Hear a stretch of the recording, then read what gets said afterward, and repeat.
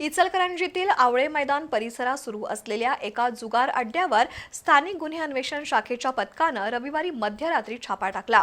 या कारवाईत जुगार अड्डा चालकासह 34 जणांना पोलिसांनी ताब्यात घेतलंय। त्यांच्याकडून रोख 2,98,610 रुपये आणि 28 मोबाईल, जुगार साहित्य असा एकूण 5,92,000चा मुद्देमाल जप्त करण्यात आलाय। या सर्वांवर पहिल्यांदाच संघटित गुन्हेगारी कायद्याअंतर्गत गुन्हा नोंद झालाय। कोल्हापुरातील स्थानिक गुन्हे अन्वेषण शाखेच्या पथकानं रविवारी मध्यरात्री इचलकरंजीतील तानाजी आवळे यांच्या घरावर छापा टाकला। यावेळी अड्डा चालक तानाजी आवळे याच्यासह जुगार खेळणाऱ्या 34 जणांना पोलिसांनी ताब्यात घेतलं। या सर्वांच्या विरोधात संघटित गुन्हेगारी कायद्याअंतर्गत कारवाई करण्यात आली।